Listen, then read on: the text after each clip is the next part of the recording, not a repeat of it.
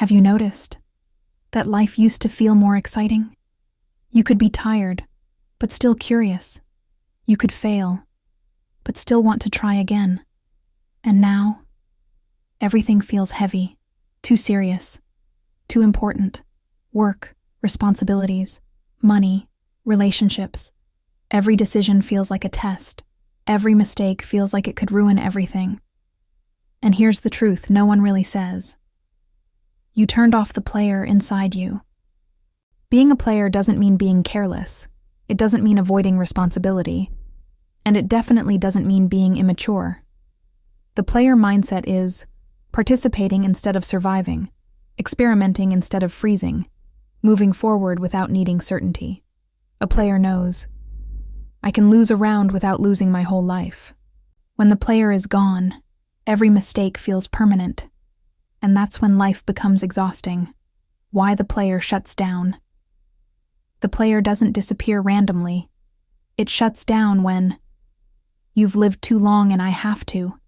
Mistakes were punished instead of taught. The cost of failure became too high.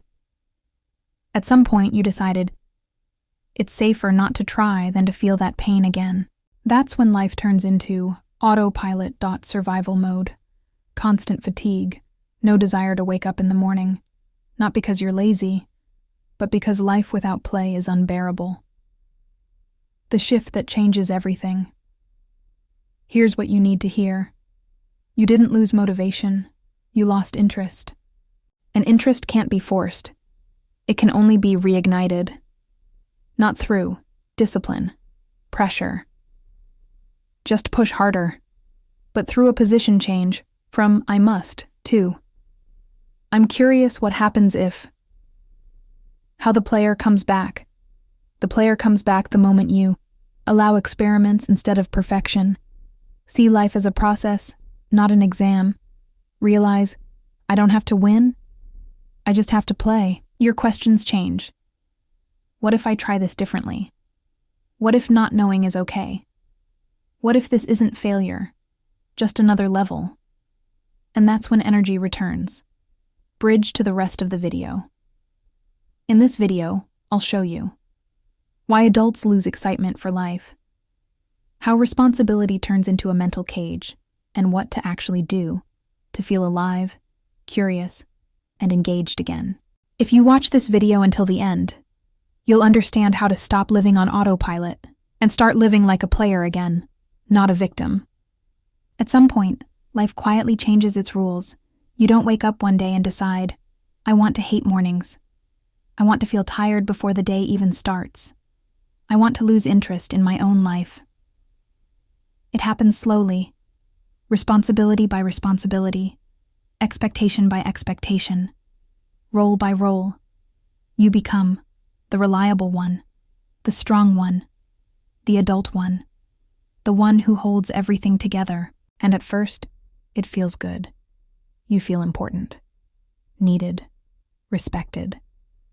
But then something subtle happens.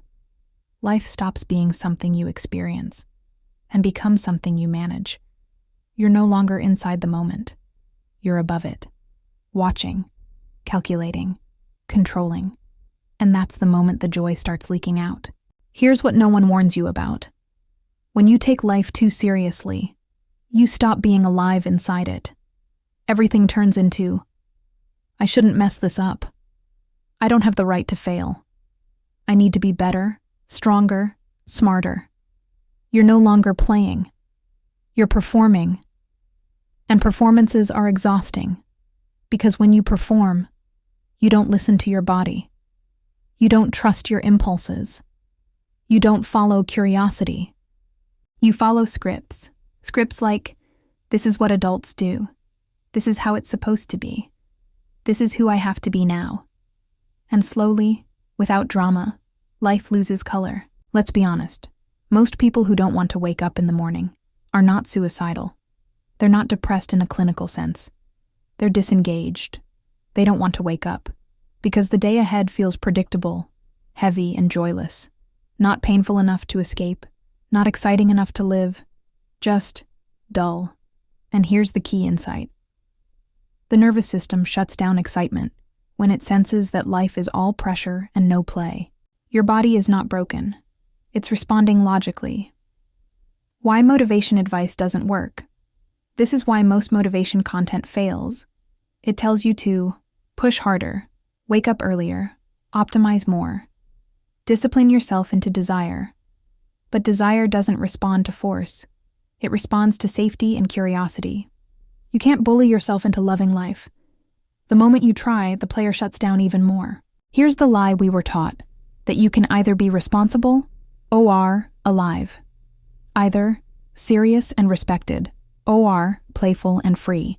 But that's not true. The problem isn't responsibility. The problem is responsibility without play. Responsibility without play becomes rigidity, control, chronic tension, emotional numbness. Play brings flexibility, and flexibility is what makes responsibility sustainable. What if life isn't something you have to endure? What if it's something you're allowed to explore, even as an adult, not recklessly, not irresponsibly, but with presence, with curiosity, with the inner permission to say, I don't know yet, and that's okay.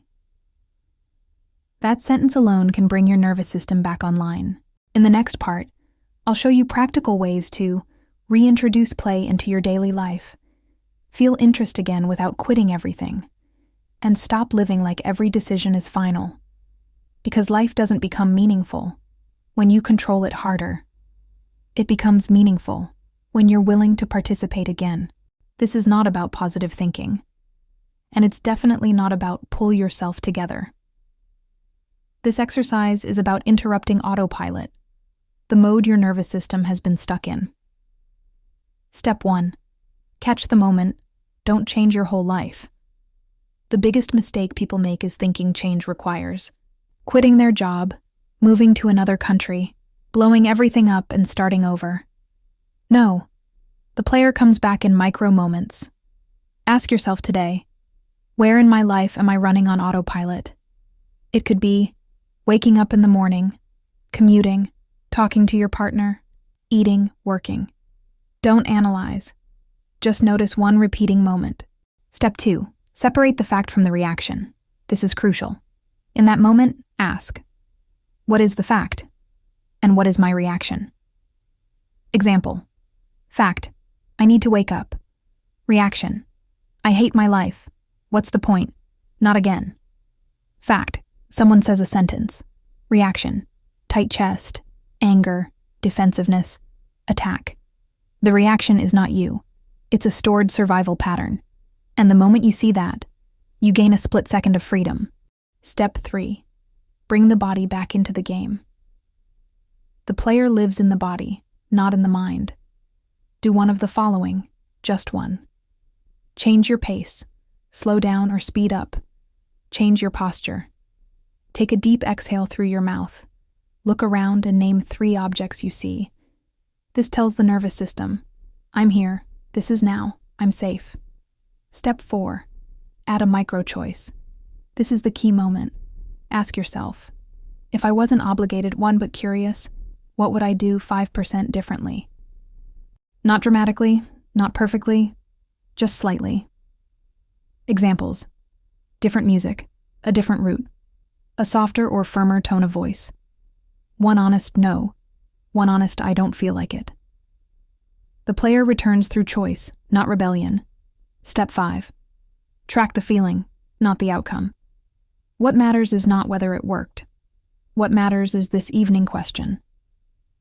When today did I feel even a little more alive? Even if it lasted 10 seconds. The nervous system doesn't learn through words. It learns through felt experience. You're telling your body, this is safe. This can be repeated. Important. You are not broken. You are not lazy. You didn't lose yourself. You just lived too long without play.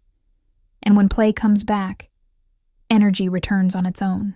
In the next part, I'll show you why the fear of what if it gets worse keeps us stuck on autopilot, and how to stop living like one mistake will ruin everything. Here's something most people don't realize.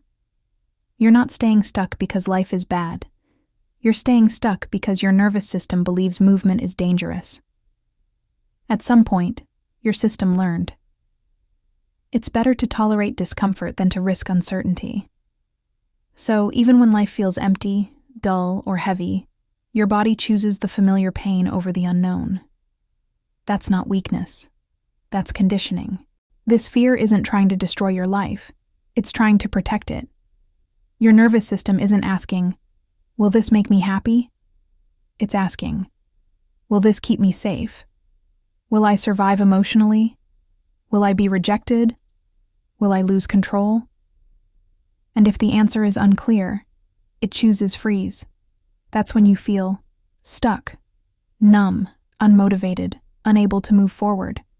Not because you don't want more, but because your system thinks more are threat. Why? Thinking positive doesn't work. This is why affirmations fail in moments that matter. You can tell yourself, "I'm safe. I can do this.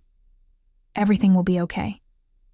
But if your body doesn't believe it, nothing changes, because fear doesn't live in logic. It lives in memory and sensation. Your body remembers times when trying made things worse, moments when speaking up led to pain, risks that ended in shame or loss. So now it says, let's not do that again. The trap of waiting for confidence. Most people say, "I'll act when I feel confident." But confidence is not the starting point. Confidence is a byproduct. It comes after. Small risks, safe experiments, survivable mistakes. Waiting for fear to disappear is like waiting for the ocean to be calm before learning to swim. It doesn't work that way. The real question you need to ask, instead of asking, "Will this work?" What if I fail? What if it gets worse? Ask this. Can I survive this if it doesn't go perfectly? Because most of the time, the answer is yes. And your nervous system needs proof, not promises. Reframe that changes everything. Here's the shift. You're not choosing between success and failure. You're choosing between staying the same or gaining experience. And experience is never wasted, even when it hurts, even when it's messy. That's how the player comes back, not through guarantees, but through permission to try. In the next block, we'll talk about how perfectionism secretly kills your desire to live, and why lowering the stakes, not raising them, is what actually brings motivation back. There's something most people are afraid to admit. They think they have no energy because life is hard.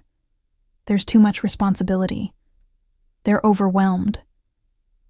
But very often the real reason is perfectionism. Not the healthy kind. The kind that says, "I can't mess up. I can't look stupid. I can't do it wrong. I can't disappoint anyone." And slowly, life stops feeling like a place to explore and starts feeling like a never-ending exam. When you're a perfectionist, your nervous system lives by one rule. Do it right first. Then you're allowed to feel okay. That's the trap, because good enough never arrives. So, every action feels risky. Every decision feels dangerous. Every step feels like a potential failure. No wonder your body says, "Let's not do anything at all." That's not laziness. That's self-protection. Why perfectionism? High stakes. Perfectionism always raises the stakes. You live like one wrong word could ruin everything. One mistake defines your worth. One bad move decides your future. And when the stakes are that high, curiosity dies because you only want to play when it's safe to lose and survive. Why the player inside you went quiet. The player is the part of you that experiments, makes mistakes, laughs, explores. But perfectionism whispers, "Don't come out. It's dangerous. We could be embarrassed." So the player shuts down, and without the player, life becomes heavy, gray, mechanical, even when everything looks fine on the outside. The shift that changes everything, here's the reframe. Life is not a test you pass or fail. It's a learning process through experience. You're not here to avoid mistakes. You're here to live. And the moment the stakes drop, your breath returns, your energy returns, your curiosity returns. A small provocation. Ask yourself, where in my life am I acting like I'm taking an exam, when it's really just an experience? Just noticing this already releases tension. If there's one thing I want you to take from this video, it's this. You don't hate life. You're exhausted from holding it too tightly. You were never meant to live in constant tension, constantly monitoring yourself, constantly trying to get it right. That's not growth. That's survival. And survival can keep you alive, but it can't make you feel alive. You don't need to.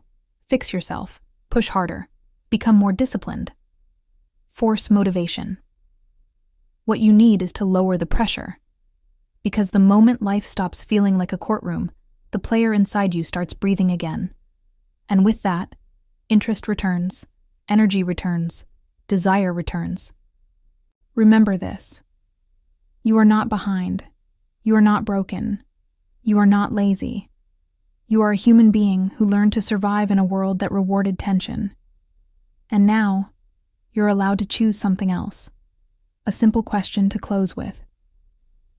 Before you go, ask yourself, what would I do today if I wasn't trying to prove anything? You don't have to answer it perfectly. Just let the question stay with you. That's how the shift begins. If this video resonated, if something inside you exhaled while watching, you're not alone. This channel is for people who are done surviving and ready to start living with presence, curiosity, and honesty. Stay with me. We're just getting started.